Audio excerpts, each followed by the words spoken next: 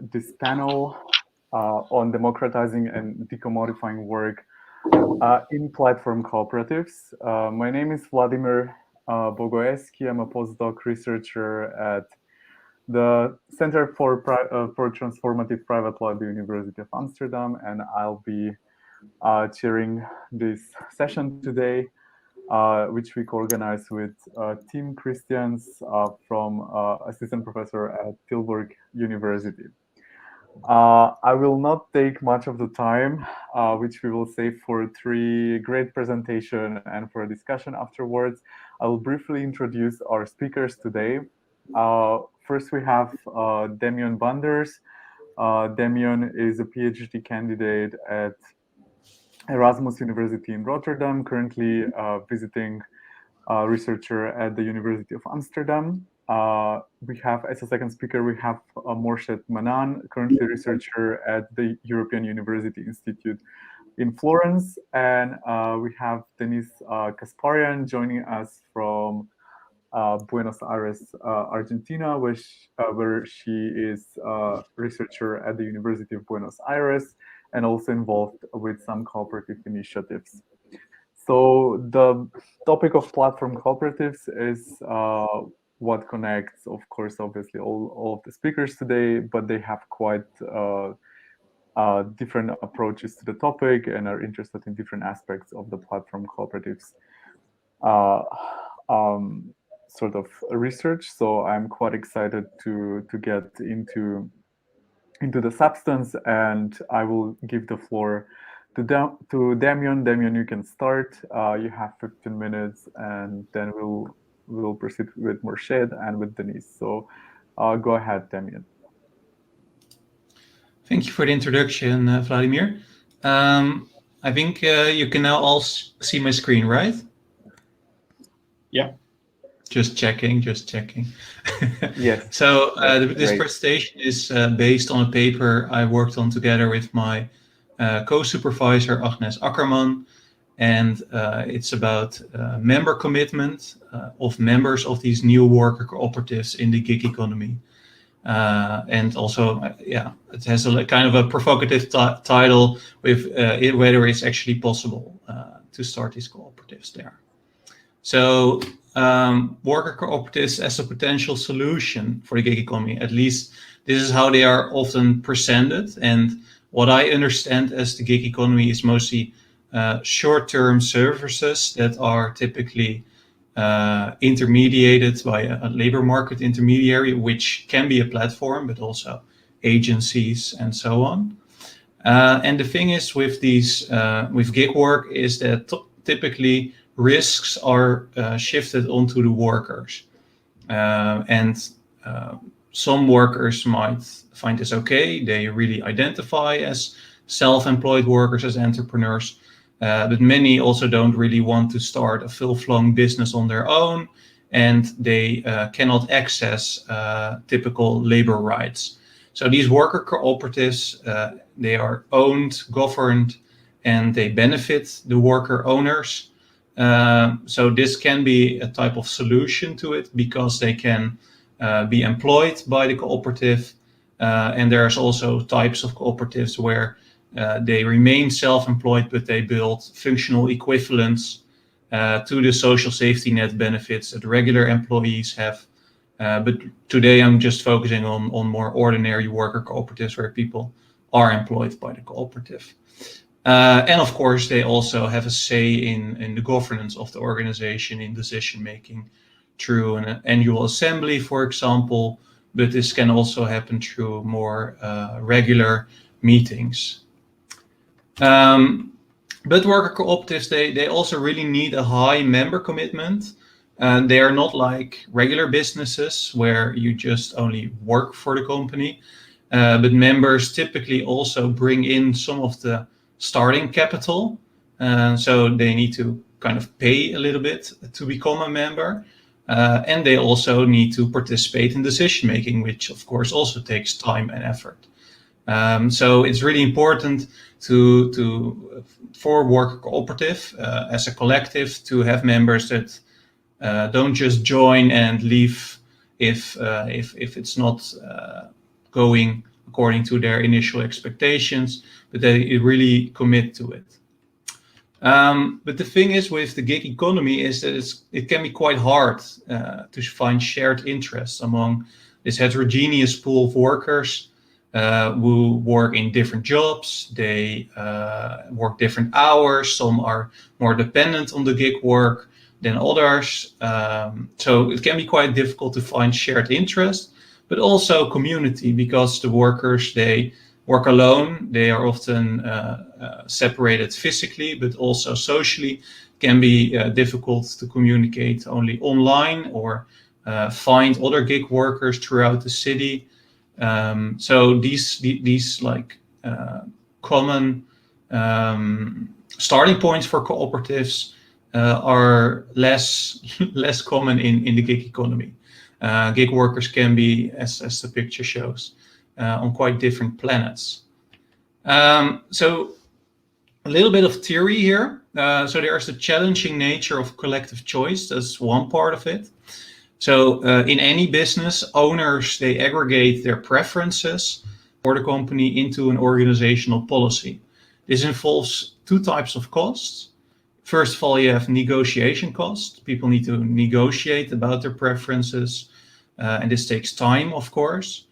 And then there's also legitimacy costs, and this is basically how well the outcome, so the organizational policy, still reflects the individual preferences that went in.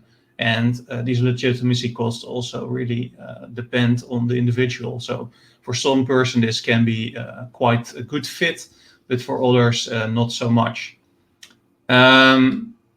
So preference heterogeneity would then also increase these costs. And I would make the argument that this is also more common in worker cooperatives, because capital suppliers, they have a shared interest in profit maximization, while labor suppliers can have very different interests depending on their background. And I would say also especially gig workers. So younger workers, they might prefer more autonomy and a bit higher income, while older workers might prefer more security. So this can be one difference, and doesn't always have to depend on the demographic characteristics, but it can also just be quite different preferences that they have.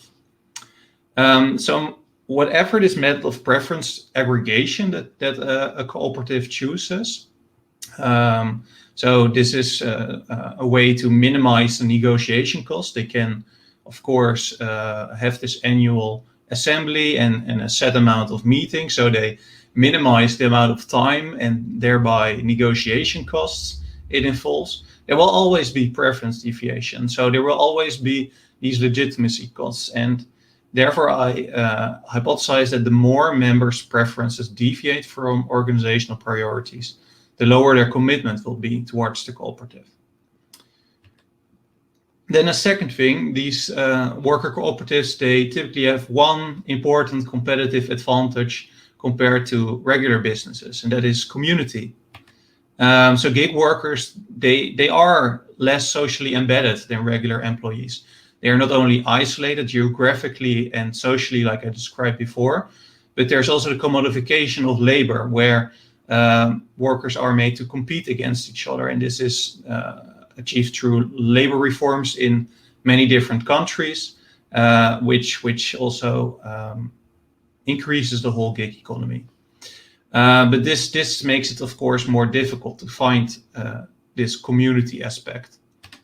So, but cooperatives are traditionally built around it, and if they succeed, and the more social capital amongst other members a member then possesses, I would expect then their commitment to also be higher.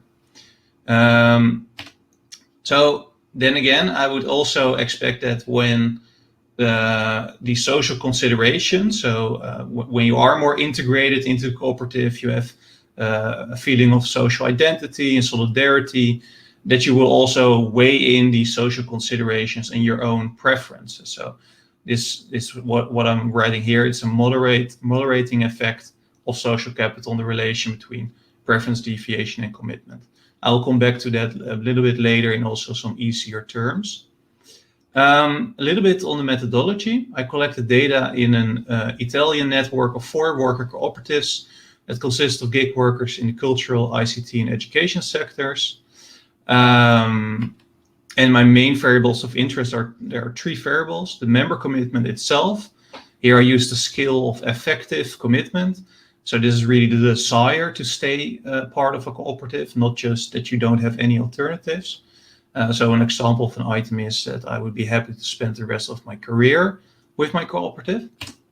And the preference deviation is based on individual work values and what the participants in the survey perceived that are the organizational priorities of the cooperative. So here I calculated discrepancy scores between the individual work values and the organizational work values.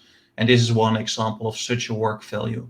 But I asked for various types of these work values, like things about income, things about autonomy, learning, and so on.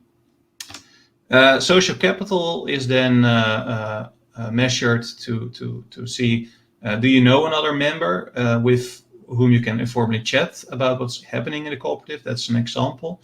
And these types of social resources are then used as a proxy to measure the social embeddedness of members in the cooperative. Then the main findings. So this is a visual representation of the hypotheses as well. What we did find is that preference deviation, indeed, members that have a higher preference deviation had a lower member commitment. We also found that members who have more social capital amongst older members show a higher member commitment to the cooperative, but we did not find evidence for this moderating effect, where social capital might also compensate for preference deviation. So there are just independent effects. Then some additional findings. We also looked, of course, at some extra variables, and there was also an effect of cooperative size. So we had these 4 different cooperatives, and we found more preference deviation in the largest one, with significant difference in the member commitment between the largest cooperative. So this is one with over 6,000 members, and a medium-sized cooperative, which is 500 members. The smallest one was so small that we could not really find significant effects, but I would expect it would still work the same, that it's a higher member commitment in the smallest one. Then we also took a closer look at the effect of preference deviation. So like I said, we looked at different types of work values within the preferences that members could have about their cooperative. And we found that deviating preferences matter most for member commitment concerning extrinsic work values. So these are work values about earning enough income, having a certain social security, and so on. Does this then also paint a bleak picture for worker cooperatives in the gig economy? So on the one hand, I've shown that the preference deviation relates to a lower member commitment, and I've shown that a higher social capital amongst other members relates to a higher member commitment, which is then also, of course, the reverse is also true, that the lower social capital amongst other members relates to a lower member commitment. So this can paint a rather bleak picture, but I want to nuance that also a little bit, of course. So we found a similar level of commitment as in regular Italian firms in different study, but this was also lower than commitment of workers in a nationwide sample of cooperatives in Ecuador. So I would say that there's more research needed to find the tipping point. When does member commitment become too low and members really start leaving the cooperative because they're not well integrated enough socially, or their preferences deviate too much? Preference deviation is also more of a problem in worker cooperatives that are larger at the more mature life phase. This also supports some of the strategies that these new worker cooperatives have chosen to really start locally and scale up through networks, which I'm sure Denise will go into a bit later in her presentation. This importance of extrinsic work values that I've just described It might be because there's really an instrumental motivation of gig workers to become a member of a cooperative. But it can also, of course, be a product of the current COVID-19 pandemic, where these extrinsic work values and just basic survival is just generally considered more important by the workers. And it's also a very important thing that it takes more than just a different ownership and governance structure to gain the commitment of gig workers. So these worker cooperatives, they should also really focus on selecting members that really are a good fit to their organizational priorities on the one hand, and organize quite substantial amount of social events that build trust and social solidarity between their members. And with that, I leave you to the next presentation. Thanks for your attention. I hope I didn't go too much over time, Vladimir. No, indeed, you were perfectly in time, so not even a minute over time. So thank you, Damion. Thank you for a great presentation. And now we're moving to Murshad. Murshad, the floor is yours. And you said you don't have slides, you just right? pulled them up. Or you do? Mm-hmm. Okay, no worries.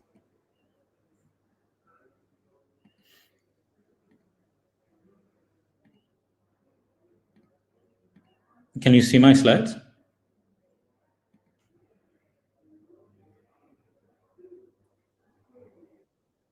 They're coming up, I think. Yeah, now we can. Yes, now we can see them. Great, thank you very much. And thank you, Damion, for a really interesting presentation. I, sort of joined this panel a bit last minute, so you'll excuse me if my slides are not the most polished.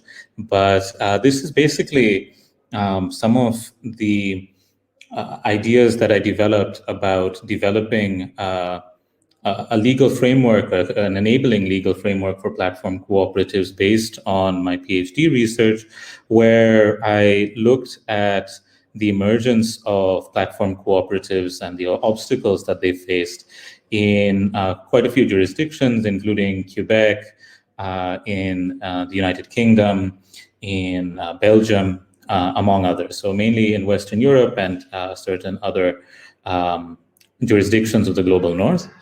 As a lawyer, I obviously am very interested in questions about, what are some of the impediments that cooperatives encounter in, trying to start their business, while at the same time I became increasingly interested over the course of my PhD research to look at some of the governance issues that these cooperatives encounter. And so I tried to synthesize all of this by looking at what would a conducive legal framework look like, and what would they be, able to address. So within these few minutes that I have today, I'll talk about some of the main points that I found in the course of my research.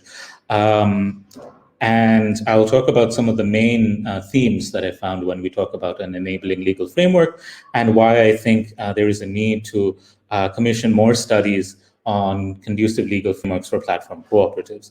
So just like Damion, I'll briefly just say, what I mean by platform cooperatives, and it's a little bit broader than worker cooperatives in the gig economy, even though it includes that. So the definition that I like to use is one that Mayo, formerly head of Cooperatives UK, as well as Danny Spitzberg and others have used before, which is it's an enterprise that operates primarily through digital platforms for interaction of the exchange of goods and or services, and is structured in line with the International Cooperative Alliance's statement on the cooperative identity. And I think that's a really important point because, of course, legally, many of the cooperatives that we see and understand as platform cooperatives are, for instance, associations, in some cases nonprofits, and in some cases even just limited liability companies. For various reasons, they struggle to use the cooperative form in their home jurisdiction, quite often because there are limitations in who could use that particular entity form. So if it was designed for an agricultural sector entity, then a lot of the sort of gig work type of platform cooperative would struggle to fit within that. And that's why this, focus on principles rather than formal entity form is quite an important part of this definition. According to one of the more recent updates regarding statistics regarding this, and those are quite, let's say, like difficult to come by. One, view of it is that there are over 500 projects in this space. That is like the sort of the higher limit. Some would say that there are fewer, but I don't want to go into that sort of discussion. They operate in a wide variety of economic sectors, not just gig work as has been discussed previously, but also in asset sharing, online markets, financial services, agro industry, software, data, and so on. I've worked on a typology with respect to this, which you can find in a recent book chapter that looks at platform cooperatives in the global south. And of course, they also operate in a variety of cooperative types. So not just worker cooperatives, but also producer cooperatives, multi-stakeholder cooperatives, consumer, citizen, women, tenants, and also like primary and secondary cooperative types. So there, if we look at not just the primary entity, but also federative structures as well. And I have a written submission, which I'm happy to share with anyone who is interested in this. But what I would like to really focus on today is that this year presents a particularly interesting time to consider the legal reform to support platform cooperatives, because it's appeared in the agenda and the resolution of the European Parliament on 16 September that platform cooperatives were recognized as an important instrument for the bottom-up organization of platform work. Very recently, on 18 December 2019, the UN General Assembly has also adopted a resolution on cooperatives and social development, where it reminded governments of the need to revise cooperative laws to encourage the creation and growth of cooperatives, and encourage governments to promote access to information and communication technologies by introducing support programs. And even more recently, in July of this year, the UN Secretary General has presented a report underscoring the importance of reforming cooperative law, and in particular, addressing the unique needs of platform cooperatives. So there's really, I think, a very fertile environment to start exploring some of the questions I'll be talking about. The early examples of platform cooperatives that we're already seeing, I think also address some of the most pressing concerns raised by, for instance, UN Sustainable Development Goals. So for instance, if we talk about Up and Go in New York City, to the experiments with building digital platforms by the Self-Employed Women's Association in Gujarat, we can see how platform cooperatives can have a big role in bridging the digital gender divide and furthering women's empowerment. But as I said, even though there have been these very positive remarks about this, there's still relatively little legal research on this. So here I'll just share a particularly relevant paragraph about platform cooperatives from the report in July. I'd really encourage everyone to read it if this is a topic that's of interest. And I'll now use the rest of my time to go into some of the points that from my research I've found to be particularly important in trying to create an enabling framework. So broadly, as I say in the agenda, I think there is an issue about dealing with formation issues, about governance questions, financial support, and concerns regarding corporatization and demutualization. There are more than these, but I think these four themes in particular resonate with what Damion said earlier, but also what I believe are particular concerns for cooperatives that are entering into this space right now. So the first one that I think is particularly relevant is considering the number of members that you need to form a cooperative. In several jurisdictions, especially beyond the global north, there can be quite a high number of members that need to already be in place to be able to form a cooperative, sometimes 20, sometimes even more in some jurisdictions. And so reducing the minimum number of members will be, I think, an important part of the process of creating a more enabling legal framework. So quite a few people say that 3 is an appropriate number for us to look at. That's one to discuss. There's also a need to create enabling legislation for worker and multi-stakeholder cooperatives in particular, because in quite a few jurisdictions, there's often just a general cooperative law, which doesn't cater to the particular needs of worker cooperatives, or multi-stakeholder cooperatives, for instance, are not provided for. Instead, you have, let's say, a particular type of producer cooperative that is permitted in the legislation, and it's a bit unclear how a worker cooperative would be formed. And then there's issues such as, especially in the global south, where the registration of cooperatives depends not on a principles base that you meet certain requirements and you're automatically registered. Instead, it gives a lot of discretion to like a cooperative registrar or a particular authority to be able to be registered, and that can of course delay the process of registration by months, if not even years in some cases.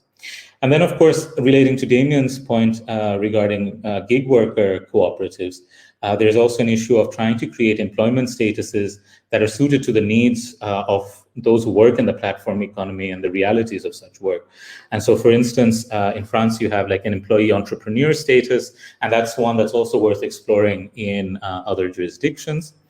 And I think another one, especially if we think that some of these platform cooperatives don't only operate in a local space, but operate globally, there's also a need for an online infrastructure for registering and finding information on how to form a cooperative, as well as information about existing cooperatives, and to reduce the need for personal physical presence in going through this process.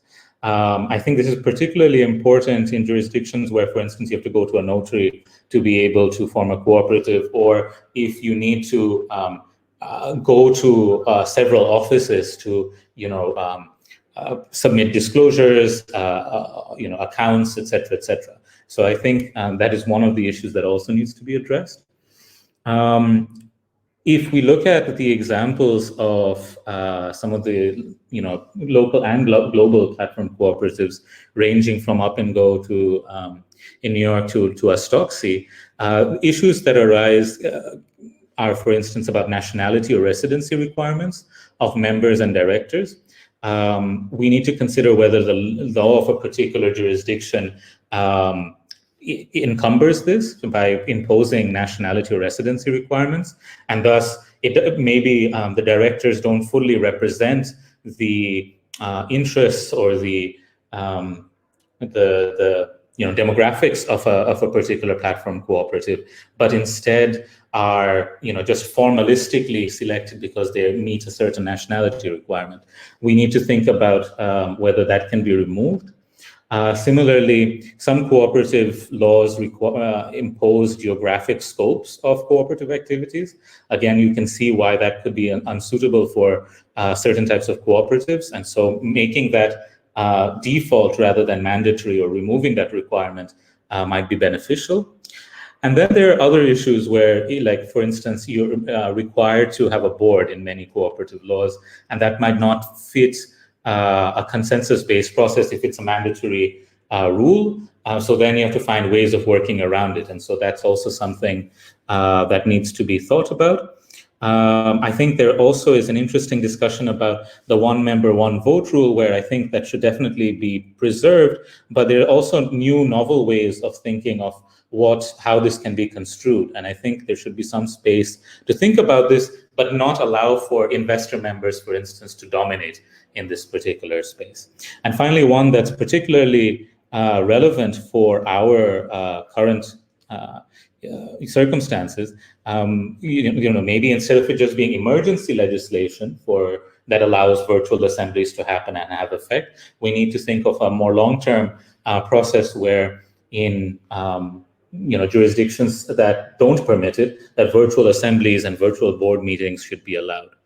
I'm approaching the end of my time, so I'm going to quite go through the remaining couple of slides quite quickly.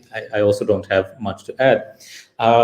I think one of the other issues, of course, that we hear a lot about is with regard to financial support for platform cooperatives without relying on VC funds or being captured by VC funds. And so we need to think of how can the law accommodate this? And this can be from everything from public procurement policies to designing tax benefits that are, of course, compliant with, let's say, in the case of the European Union, state aid rules, but still are able to favor cooperatives. And I believe that there is being work that is done to be able to do this. And we can see everything from the Preston model all the way to certain tax benefits that are offered within the European Union that is able to allow for the needs of a cooperative. But there needs to be more work done on this, given the special financial needs of platform cooperatives, which might often be quite a bit higher than other entities. I think the one important point I really want to stress with the corporatization and demutualization part is that while it's not mandatory to have indivisible reserve funds in a lot of cooperatives, voluntarily it's possible to create one. And I think this is particularly important to ensure the cooperative quality of these entities so that they don't either get bought out by a corporate competitor, but also if they liquidate, which can happen to a lot of startups, that they have to distribute their assets in a disinterested manner. So finally, I talked about a lot of different topics. How can we systematically study this? So one of the things I propose in my dissertation is to try to do like a benchmarking study about the friendliness of a legal regime towards the formation and governance of platform cooperatives. And I put like 40 plus criteria into a particular box, which you can see here. And I am inspired by the work of, for instance, the NCBA's Clarity Principle project in developing this, where we have certain principles that we think are important for platform cooperatives. We then have a column where we talk about what the, desirable legal reform is, or what the desirable legal provision is. Then I provide like an enabling example that shows how a particular jurisdiction has implemented this already. And then, any lawyer or person looking, a cooperative movement person can look and say, okay, does my jurisdiction have this, and say yes or no? And then they can support it by referring to a relevant law or rules in the column. And so I have more criteria. I'm not going to go through them, but I think that's one of the first steps to start thinking about this. And if anyone is interested, I would really love to talk to you more about this idea of a study to assess the friendliness of a legal framework to platform cooperatives, because one of the things I want to do now that I've worked on this a bit is to refine the study a bit more and then try to start testing it with lawyers and people in the cooperative movement. Thank you very much. I hope I'm not also too over time.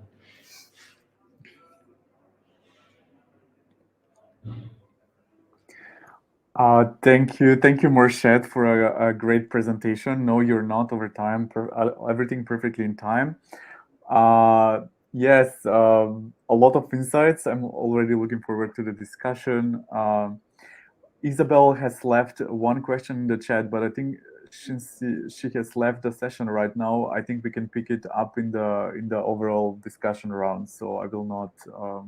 I will address it later. So I will just move straight forward to Denise, and then we can close the presentation round, and then we can discuss all together in the remaining part of the session. So Denise, go ahead.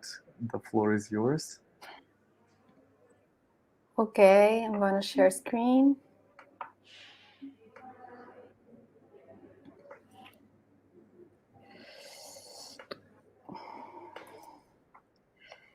Can you see my screen now? Yes, we can. Great, thank you. Thank you very much. Well, good morning, good evening, good afternoon. Thank you, Vladimir, Damion, Vera, Vidal, for the invitation. As Vladimir said, I am Denise Kasparian. I am assistant professor from University of Buenos Aires. And at present, I am a 2021 fellow at the Institute for the Cooperative Digital Economy. The title of my presentation is The Local Implementation of Cooperative Digital Platforms, Opportunities, Challenges, and Contributions to Scalability from the Global South. I think it's important to mention that it's a research in progress. So for me, it's very important to share with you the first or the preliminary findings and discuss them. So let's start.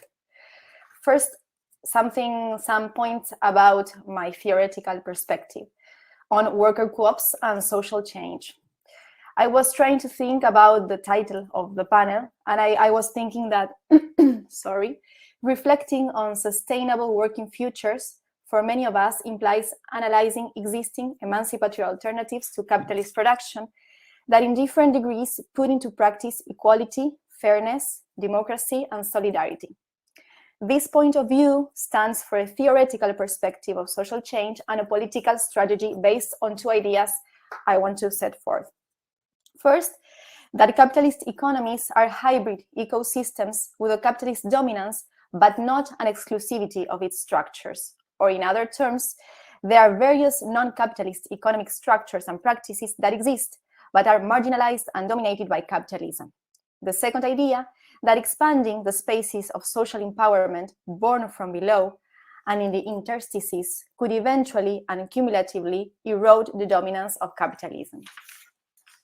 So with this general framework of analytical Marxism and some approaches from the fields of social and solidarity economy and economic sociology, I've been focusing on how worker co-ops in Argentina actually work, which are their challenges, dilemmas, and struggles, and what factors collaborate towards their development, expansion, and sustainability, both in its labor economic dimension as well as in the associative one. In previous research conducted in Empresas Recuperadas or worker recuperated enterprises in Argentina, we identified several factors that have positive effects on their consolidation. And some of these factors I will now enumerate very briefly, I think are related to Damion and Morshed presentations. Our hypothesis sets forth that the main factors that possibly contribute to the consolidation are the resources that are inherited from the failed enterprise, the hegemony of a cooperative project that gives relevance to economic management and to the integration of the worker collective, the ownership of the means of production, the production of commercially competitive goods and services within a framework of plural economic exchanges being a key element, the support granted by the state, the involvement in political and social networks, and some context conditions, such as location and economic conditions of the industry or sector. Now, the objective and the methodology of this current research. This presentation seeks to broaden this approach I've just mentioned to include digital platform cooperatives, and in particular the case of CoopCycle, a digital infrastructure provider and a federation of bike delivery cooperatives that emerged in Europe. I think that Damion and Morshed presentations can exclude me from saying what I think is, or giving a definition of what are platform digital cooperatives. So I will continue. The development of a delivery software available for cooperatives represents a milestone in the ecosystem of platform cooperativism. However, and this is the central issue, its scalability towards the Global South is not automatic. So this presentation analyzes the feasibility conditions for the local implementation of CoopCycle in Argentina, as well as the contributions of this localization process for the European platform and federation. In a way, I would like to raise the question and think with you about the viability of a transnational and scalable digital cooperative platform, while at the same time diverse, intercooperative, collaborative, and solidary. In other words, a platform integrated into a strategy that seeks to expand the weight of an anti-capitalist structures and practices, transforming power relations. And some spoiler alert, I am optimistic about this issue. With respect to methodology, I am carrying out a qualitative research based on participant observation, both virtual and in person, semi-structured and in-depth interviews, and documentary analysis. Also, there has been some instances of partial systematization with members of the team in charge of the local implementation of COP-cycle in Argentina. So, to put you in context, what's going on with COP-cycle in Argentina? As I've already said, COP-cycle is a digital infrastructure provider and a federation of bike delivery cooperatives that advocates for democratizing and decarbonizing work. Created in 2016 in France, it expanded to different countries in Europe, in North America, and in Oceania. In Argentina, cooperativism is a consolidated movement, and worker cooperatives are a widespread form for worker organization. However, platform cooperativism is still an embryonic movement without experiences fully operating. In the country, cooperative platform sociogenesis can be better understood as processes addressing the issue of platform labor than as mere providers of digital infrastructures. Since their arrival in Buenos Aires and other cities in Argentina, digital platforms have been in the spotlight due to contentious events held by riders and couriers who eventually formed their own organizations to demand better working conditions and labor rights. These conflicts and collective organization were one of the reasons that triggered the localization of COP-cycle, which nowadays is the most advanced process of platform cooperativism in the country.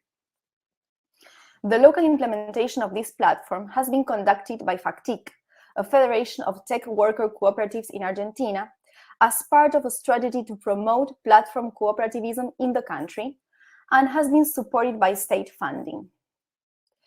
In 2020, the Federation gained the first state subsidy to develop the necessary adaptations for the localization. For example, changing the gateway and setting local taxes, as well as elaborating on a draft multi-stakeholders governance model, as here in Argentina, that model is absent, as Morshed told.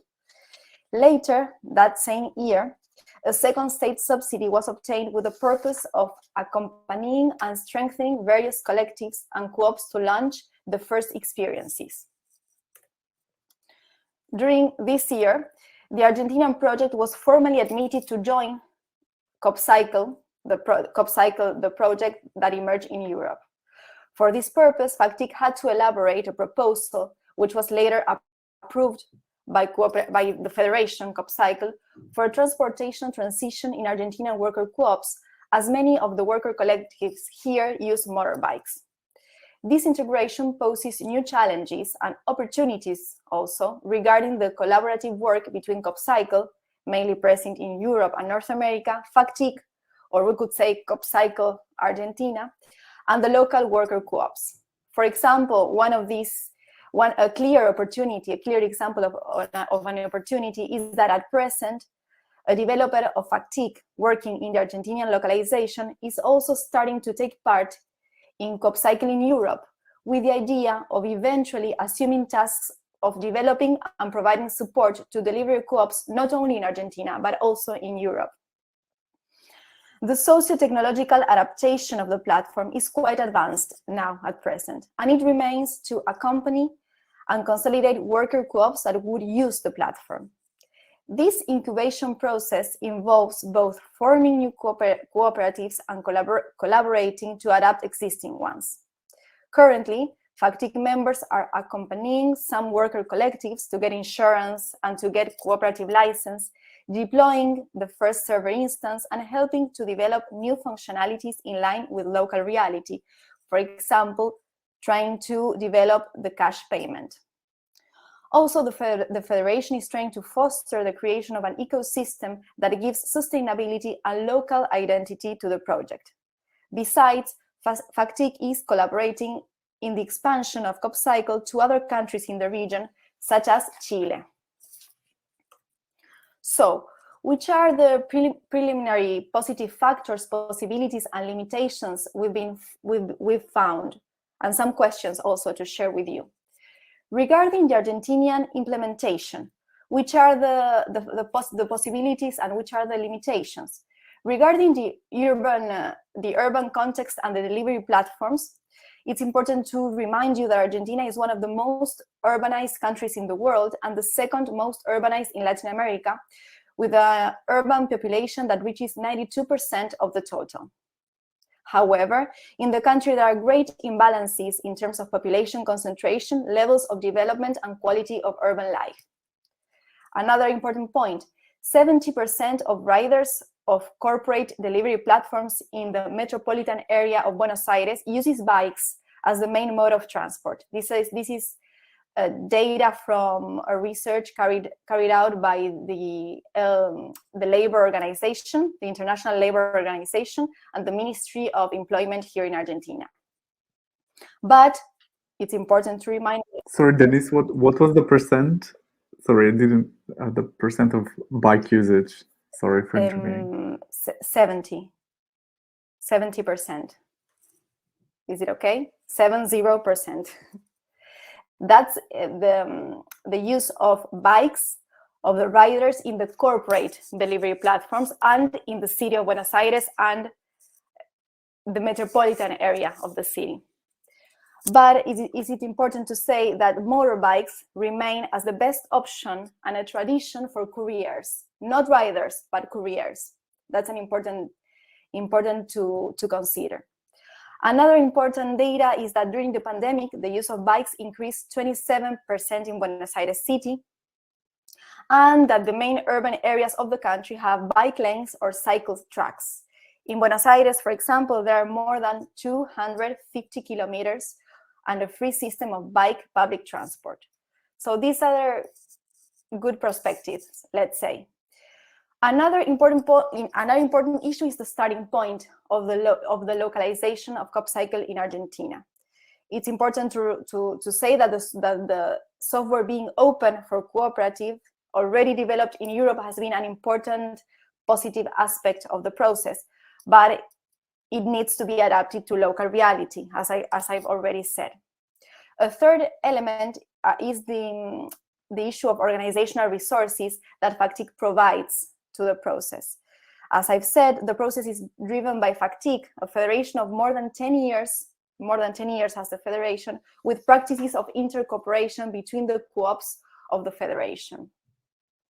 The implementation of COP-cycle is seen as a strategic project within the federation, seeking to position as a technological actor of platform cooperativism in Argentina, solving a social problem through democratic and horizontal governance. But perhaps a limitation could be that the project depends too much on the contribution and work of some co-op members, and it's perhaps too dependent on activism and the work paid indirectly by the tech co-ops. It is necessary, thus, to consolidate regular and sufficient financing schemes, economic resources, or to elaborate a business model. Regarding the incubation model of this process, I've been taking Eric Wright's works about different pathways to create cooperatives, and I think the model of COP-cycle in Argentina is an incubation model called co-ops breeding co-ops. This is important to say because it's a model different from state incubation that has been very important in Argentina, and it's a different model regarding perhaps isolated activism for platform cooperatives. I think this is the best option, or a very good option, because it provides network to the cooperatives, it provides identity, it provides integration, it provides resources, and perhaps important mediation with the state. Even so, it is being difficult to get the worker co-ops going, the riders co-ops going. Restaurants need to join in, workers need to learn to manage the software. Sometimes the incorporation of the software into work processes overlaps with the formalization of co-ops. And gaining a critical mass and generating network or community effects, as they say, community effects, is not automatic. It needs lots of time.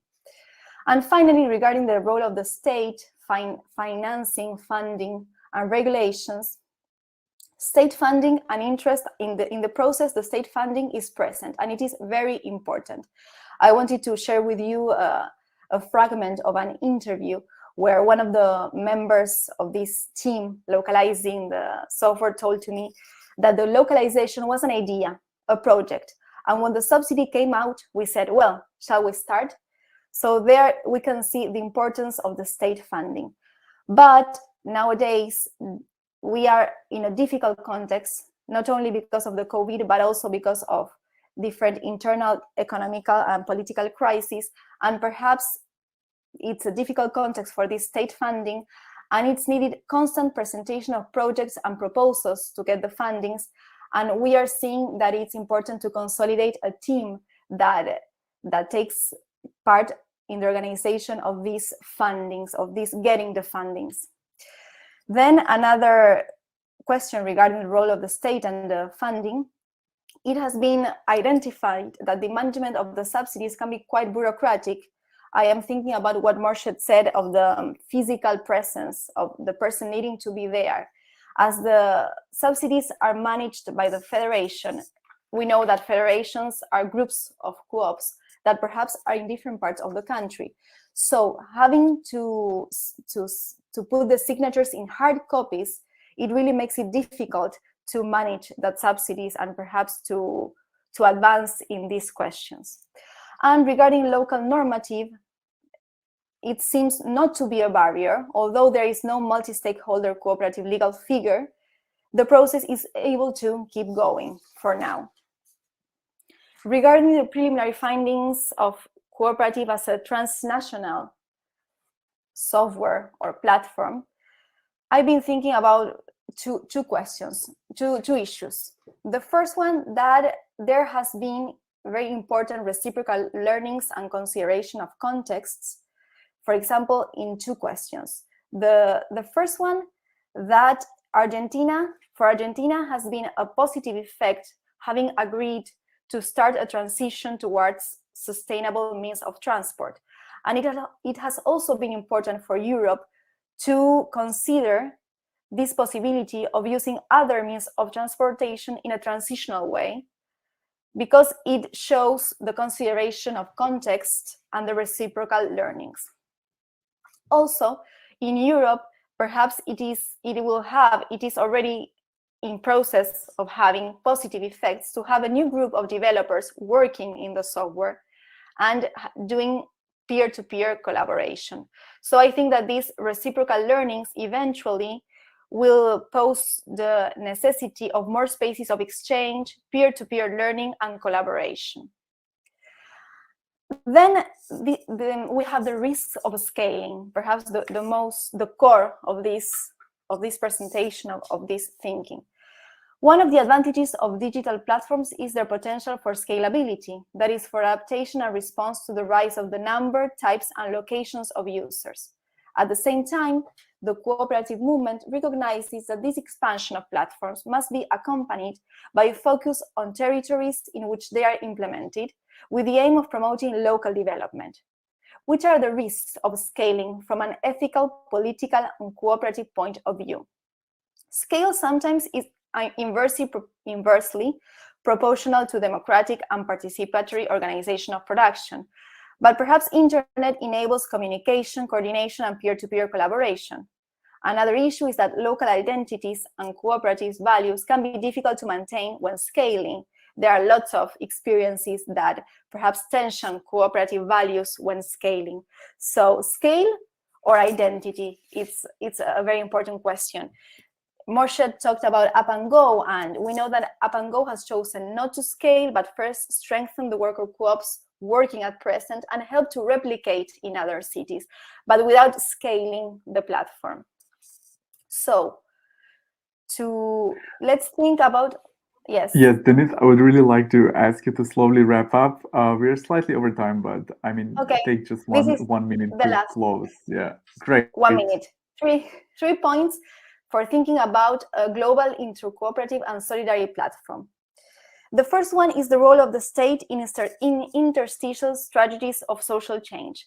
I think that in Latin America, state has been identified as potential key ally for social change, and this is less clear in other latitudes. But we can see from this example that the incorporation of the state in the Argentinian process has an overall impact in COP cycle and in the European cooperative process, given a developer financed by the subsidy in Argentina could eventually strengthen the software in a global sense. So this is the first point. The second is that the process has open source activism, a cooperative federation involved, and an incubation model of co-ops, breeding co-ops that have potential to promote intercooperation, solidarity, and local identities as foundations of the scaling of the platform. And the third point I wanted to discuss with you is that, so thinking about the analysis of viability of alternatives to capitalism, if we want to analyze platforms, we need to change the scale, and we need to consider various scales: local, national, and also global. So I think next challenges will be how to think governance models that are capable to play in these different scales. So thank you, and sorry for the time. Thank you too, Denise. Please, no worries. I just had to keep everyone on track, but no worries. It was absolutely interesting and a great presentation. So I think actually I really loved how the panel really progressed and covered very different dimensions of the whole worker cooperative spectrum. I mean, starting with Damion with more issues more closely related to the internal structures and how they affect the viability of cooperatives, then Morshid moving to the external legal frameworks and how this affects different aspects of development of and outcomes of worker cooperatives, and then you moving to scalability and actually bringing this tension between the local and the transnational. I think we definitely have a lot of food for thought for the discussion. So I will go straight into the discussion, and we have 30 persons attending the panel. I will encourage everyone to either drop the question in the chat and then I will read it out loud, or just turn on your camera if you're in a position to do so and ask your question. You can just write in the chat if you have a question, and then I will collect several questions and then we'll make a round of questions and answers. So just put your name in the chat and I will call you out. I will start by the question that Isabel has posted because I think it's quite interesting and some of you might want to give an answer to it. So I will just read it. Thank you for all this great panel. I would love to hear your thoughts on this point. Do you see the democratizing principle put forth by the manifesto? Namely, workers should get the collective right to validate or veto the decisions of the firm, gaining ground in producers, consumers, or multi-stakeholder cooperatives or non-worker co-ops? If yes or no, what are the key drivers? So let's have it to the first of the collected round of questions. And now, please, everyone who was attending the panel is very much encouraged to ask a question. I would also encourage and give the possibility to panelists to ask each other's questions. That's also possible. So if someone... I can give a short response to the question of Isabel. I mean, for me, I'm mostly focused on worker cooperatives, so not that much on producer, consumer, multi-stakeholder cooperatives, but some of the cooperatives that I also earlier did interviews with, they were multi-stakeholder cooperatives, but then again, workers were at least one of the member classes and they had substantial amount of voting share in the cooperative. So that's one way they would still have this collective right. Maybe not to veto it completely, but at least to have substantial influence on the decision making. In producer cooperatives, I mean, in this gig economy, some of these cooperatives, they don't go immediately into like employing their members. They start off with still having the members be self-employed. And in that sense, they are producer cooperative actually, but they offer these functional equivalents to their members. I need to briefly open the door, sorry. No worries. If I may chime in and sort of add to Damion's point, I think what's really important to parse here in the question is, what particular decisions are we talking about? So if we look at the rights of workers who are organized in, for instance, in the Netherlands, but in Germany and in other jurisdictions that have it, a workers' council or a works council, they're also given certain rights under a statute. And that's quite interesting because looking at that statute gives us an idea of the different sorts of voice rights that workers could plausibly have in an entity.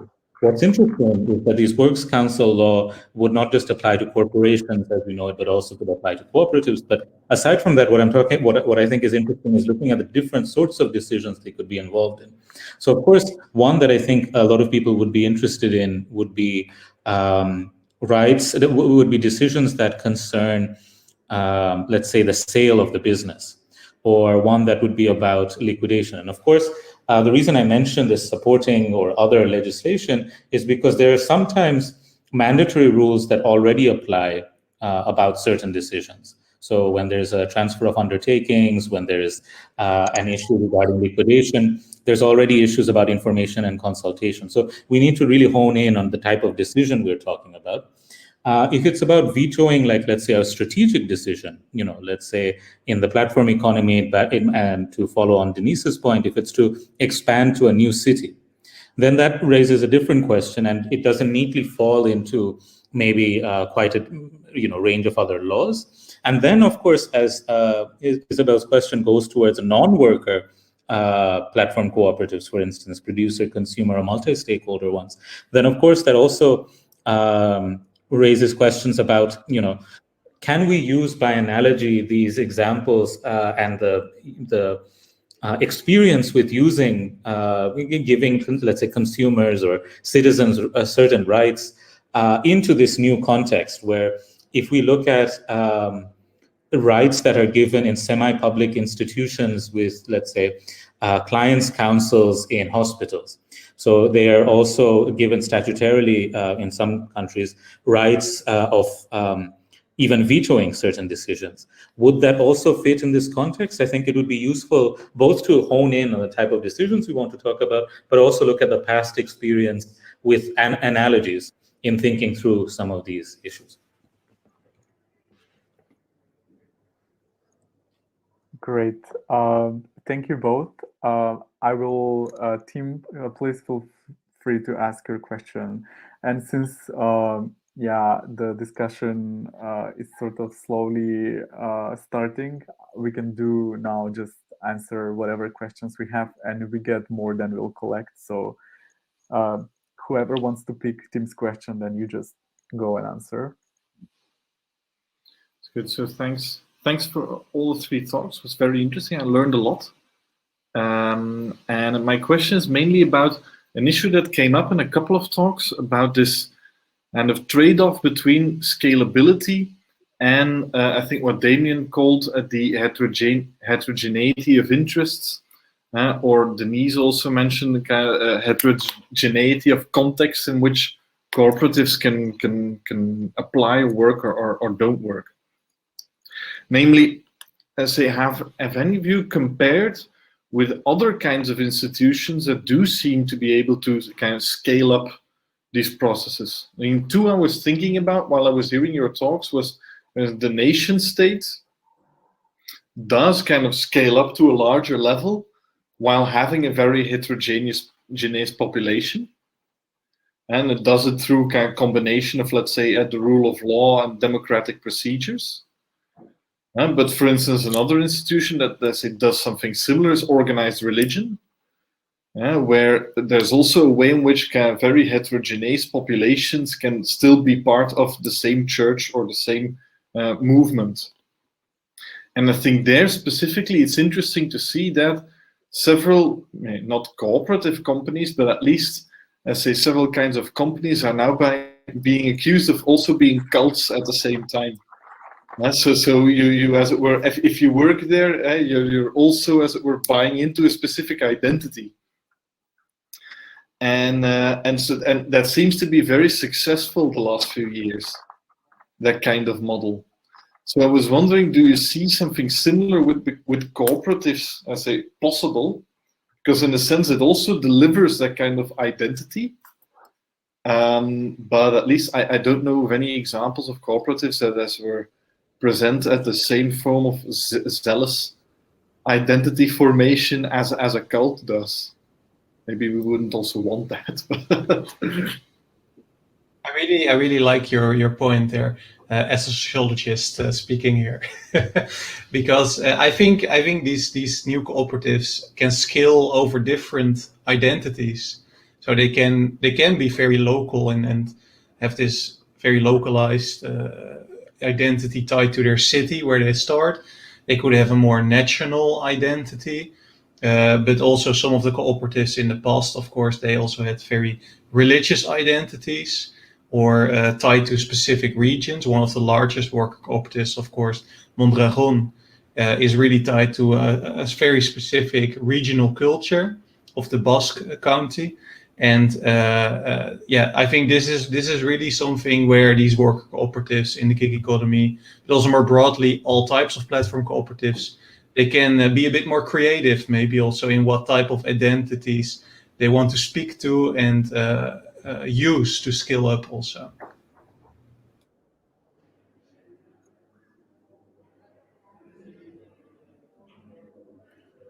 Well, I really liked your question, Tim. I was also thinking about, well, lots of things. First, compared with nation states, well, of course, it's not the same as we don't have the monopoly. Cooperatives don't have the monopoly of the force, of the coercive force. But and well, we know there are lots of conflicts around identities and lots of marginalization. So that perhaps it's not the focus I would take. But as Damion said, religion and cult perhaps is something to think about identities. So I think I don't have a model to compare, because Damion talked about Mondragon, but actually it was the model I was trying to differentiate from, because Mondragon has a very local identity, and for scaling up, it's not used to cooperative figure. In the other countries, they don't form cooperatives, but traditional enterprises, because the core is to strengthen the local identity, but not the other projects. So I think that platforms, and the one I am looking at, has the potential to deliver another model of scaling up, because it has core values that are very interesting. I think that a federation being involved is very important. Not only a cooperative, but a federation with 10 years of experience. It's important to create that core identity. And I think that also open source activism, it has a very interesting training in peer-to-peer collaboration. Mm-hmm. So I think that the combination of those two identities, if they are channeled in a peer-to-peer collaboration model or learning spaces, as I said, I think they can design a core identity and then give place to diverse interest and diversity in general, interest context, as you said. And I think that would work. I also think it doesn't have to be geographically tied identities. Maybe it can also be professional identities.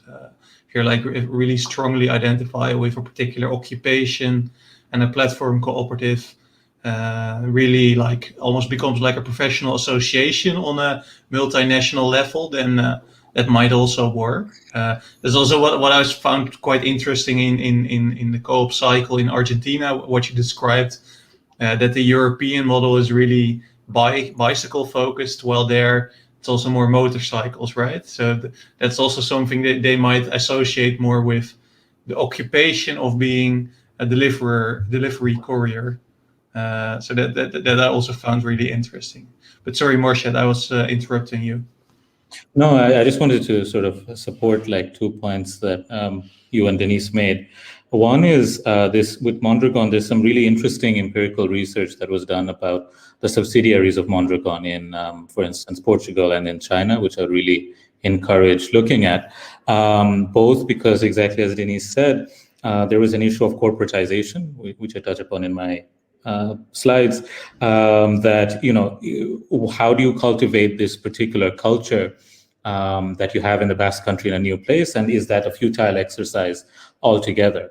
Especially when you come up against hard-nosed issues about, you know, having a successful business model, making sure that people are paid, you know, not only like paid wages, but are paid well in those subsidiaries.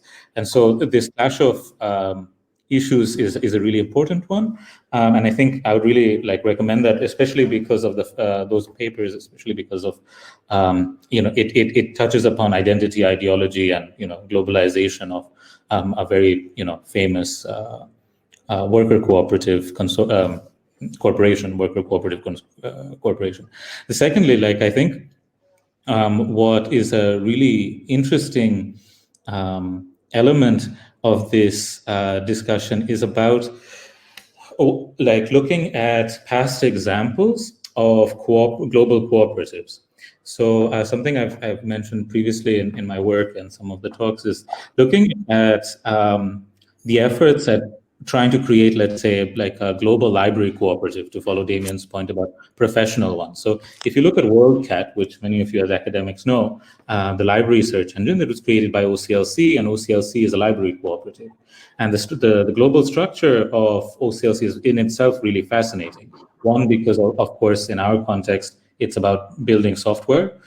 Second, has a really truly global network, over 100 countries have libraries participating, and then they have like a tiered system of representation within the cooperative, which can, and given that it's been around for several decades, it has a lot of lessons, I think, that it can offer to building transnational federations, basically. But of course, as Damion mentioned rightly, they have a certain identity that is tied to their profession. So they're librarians. They have certain values about access to knowledge, for instance, in believing in making this knowledge accessible to others using increasingly new software.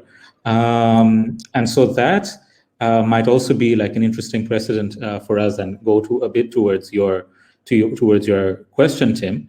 But I think at the same time, there are also sort of warnings that we should look at as well. So if you look at the more financial cooperatives, which everyone knows about, whether that's a Rabobank or a Visa or a Swift, etc., while on the one hand they are able to be multinational, gain a lot of public use and familiarity, there are of course lessons to be learned about how much they meet some of the ideological and solidaristic ends that we are, I guess, all interested in and have touched upon.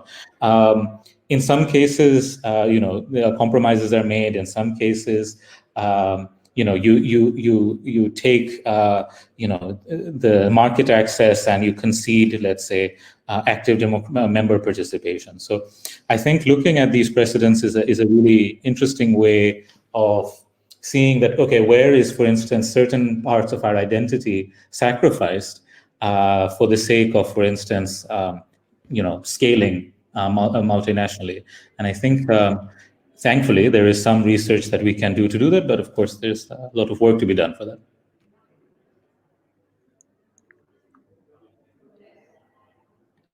Great. Thank you, everyone, for responding. So I will first encourage everyone attending that you can just put out your questions in the chat, so don't be shy. And any comments or questions, just share them with us. And before we are waiting for potential questions, I will put myself with a couple of questions. yeah, relate to all of your talks, but maybe are more relevant for the one or the other. So first, I would maybe ask you, particularly maybe Denise and Damion, to elaborate on this tension a bit more on scalability. And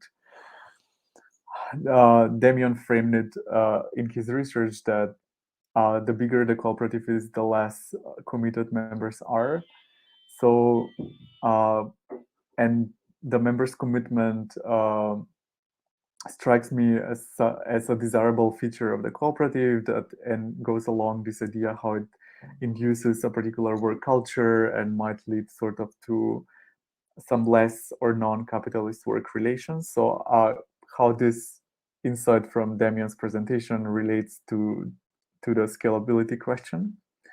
So second question maybe to Marchette. A really great presentation, and particularly our project that we've just started on cooperatives also looks into legal frameworks, in particular legal context and how they impact development of cooperatives operation, etc. So the question is, it seems to me that's sometimes not easy, but relatively more practical to identify, let's say, public law regulatory frameworks that affect cooperatives, then really tracing some intricate, like, okay, not the distinction public-private law is of course questionable itself, but let's say like let's the more difficult thing is to identify these intricate structures of private law relations, like I don't know what particular contract forms are doing to cooperatives or how they affect them, or what like particular, I don't know, ownership structure. You mentioned the what did you say, the company restructuring kind of laws, whether there is also a methodological challenge when you try to sort of map this landscape, in this sense how some sort of private law structures are so pervasive and like kind of hard to disentangle. And okay, and last question to Denise, and actually I find this very interesting because about the Argentinian context, when we think of cooperatives, of course, the first to come to mind is the recuperated factories and this type of cooperatives that develop in a particular point in history in Argentina. So I wanted to know how such initiatives like the coop cycle relates to these other cooperatives. So is there an exchange? What's maybe not only the discourse, but what's the maybe the some sort of collaborative energy, or are they considered to be part of a similar scene? How is this seen and in the local context? Okay, thank you. Oh, maybe I'll just read a question that has been just dropped in the chat by Augustina. Super interesting presentations. My questions are, what factors or elements do you think can contribute or are necessary to making this cooperative platform sustainable over time? And how to include the role of customers in cooperative platforms? Thanks.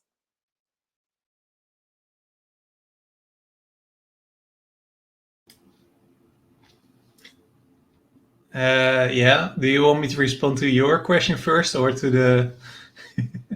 No worries. I can maybe mix as you mix prefer. it a little bit. Just pick whatever you would like to respond to. And okay, I think your question was about that I found that in the biggest of the 4 cooperatives in my study, the member commitment was lower, right? And that you were talking about like how can they then still scale up.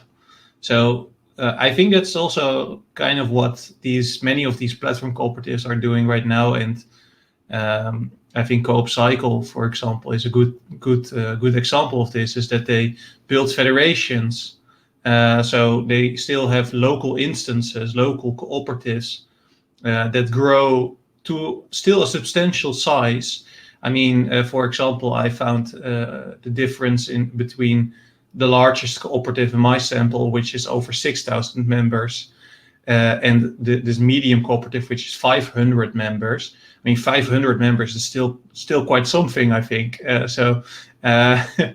I mean, if you can scale on a local level or like a national level, maybe until like 500,000 members, and then if you still want to grow internationally, then it might be a good plan to have this more federation structure where you share some things among the different instances, such as the software, which is the case in Coop Cycle. So you can with all these local instances make use of the same software, and you can make use of these cost advantages of the skill, while still using the platform in a particular localized way and having different rules in different localities that fit the context. So that is a way that you could do this. And then the question in the chat was a bit more on, yeah, so which elements are necessary to making these cooperative platforms more sustainable over time? So for me, at least the study that I presented now, I would say that it's very important to make sure the members are not like, they're not just members of a cooperative, they're really also a community, and they need to kind of know each other, talk to each other regularly to build these relations of trust and solidarity. They don't just pop up because they become a member of a cooperative. They also really need to build these social relations. And then again, also have their preferences fit the organizational priorities. But this can be done in this federation type of way. And then the second question there was how to include the role of customers in cooperative platforms. There's not something I have focused on a lot. Of course, they can be also included as a member class in multi-stakeholder cooperatives. But also many of the cooperatives that I studied before in some of my interviews I did, they also say we are more of a regular business than the capitalist platforms, because we don't just have a lot of venture capital coming in and then we don't need to make a profit. We can just be an investment vehicle, basically. We also really need to satisfy the market and thereby the consumer. So they also really focus on having a good quality product or service. And in that sense, consumers are already included, their interests.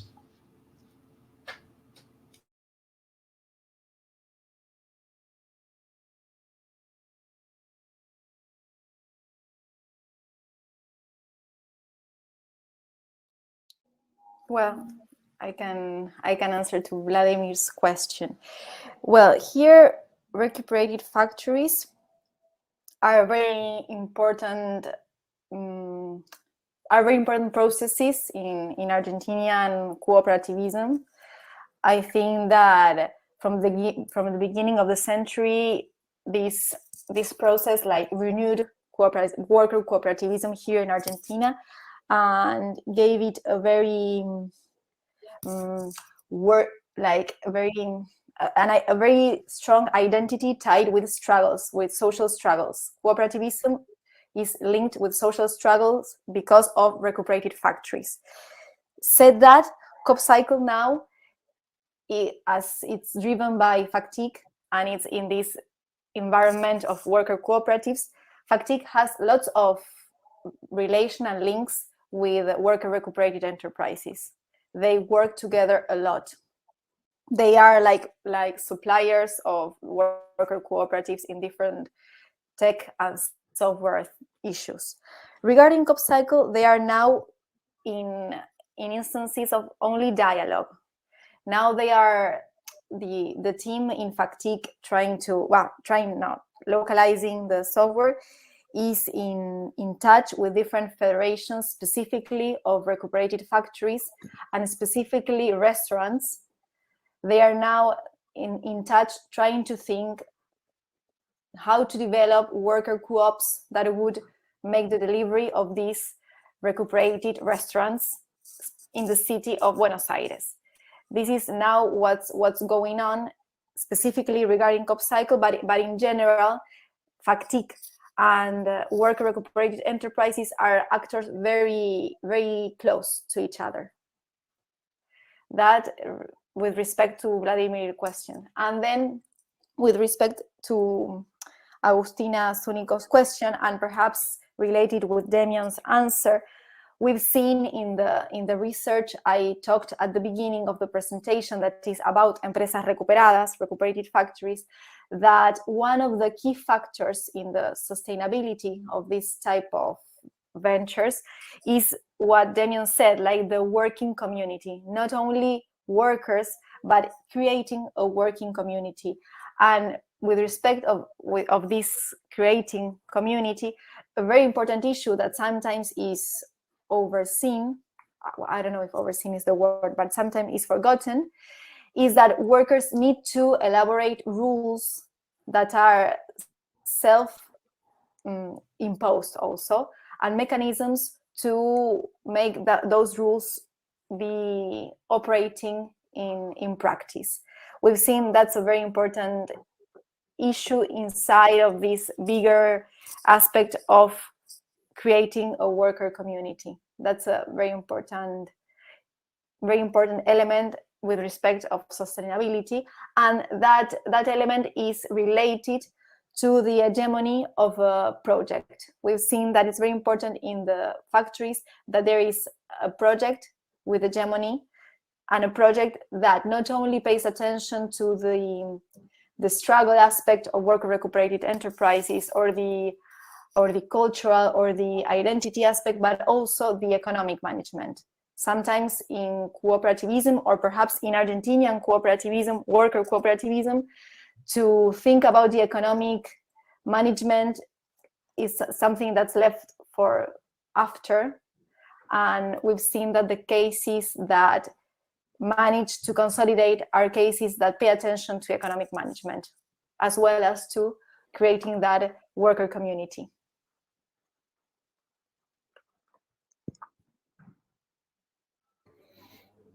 I will answer Vladimir's question because I think I gave a brief reply to Agustina's question in the chat.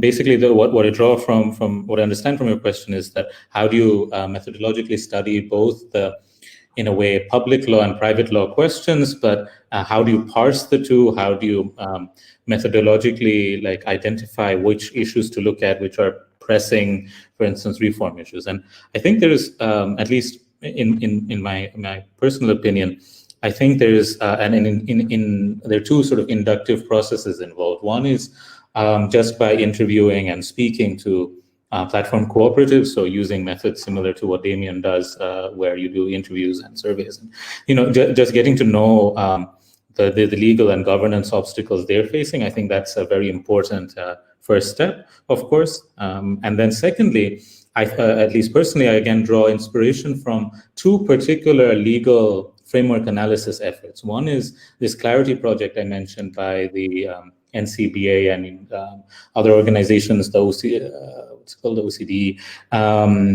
that have from about 15 years ago developed the Clarity project and now are developing Clarity 2.0. For the sake of full disclosure, I'm involved in that. But even before I was involved in that, that was quite interesting to look at, to see what they prioritized as legal reform points. And another one is the ICA's own cooperative legal reform project, which I've also been involved in, but more as a country expert. And they're looking at, what were the priorities they identified. And then you see maybe an overlap in some cases between the two, that these are the priorities that they, as technical experts, have identified, and this is those who are practitioners are also seeing. And then using that as the basis for trying to see, what are the common themes that are emerging. So one was formation, obviously governance, demutualization and corporatization is a big discussion in cooperative law. So you see a lot of this occurring again. And then, of course, to end on that point, when we look at the platform economy, the pressures that are created by the existence of venture capital, by the pressures of platform capitalism, really push towards corporatization. And so cooperatives have to really put in a lot of effort to try to avoid the lure and the pressures of this economy. Great, thank you so much, Morshed. I think we're almost on time to close the session. There's been a question by Joao Hermeto, which was partly addressed by Damion in the chat. I don't know if someone would like to add something to that. We have 1 minute, but the question is, can we overflow the question of democratizing work to political parties and universities? Bottom line, one could pose this question differently: how to create a broader social consciousness in regard to democratization of work beyond the notion of political liberal democracy? I mean, beyond the notion of political liberal democracy, I don't know, but in the UK, there is the Cooperative Party. Also, there's a political party centered around cooperatives. So that might also be a way to build this larger social consciousness. But as I tried to mention a bit in the chat, is that cooperatives themselves can also, potentially at least, function as sort of schools for democratic skills, so that people who participate in these cooperatives also engage more in civic behaviors like demonstrations or asking critical questions to politicians and so on. So this is something that there's actually also quite a literature on already, which is, yeah, I think it's really interesting. Wonderful. Thanks, Damion. It's 3 o'clock, so I think the session will the session is basically over. So at this point, I would really like to thank to all the speakers. Thanks to Denise, Damion, and Morshed for a great presentation. As Tim has said earlier, I personally have learned a lot, and I believe it was the same for the people attending in the audience. So thank you to the 3 of you for presenting, and thank you to Tim for co-organizing this with me. Yeah, it was a great pleasure having you in the session. And yes, I will be following your research, and good luck to everyone with your projects. Thanks, everyone. Thank you, Vladimir. Thank you. In touch. Thank Yes. you. Thank you, Bye. Denise, Bye. Vera. Bye. Thank you, everyone. Bye.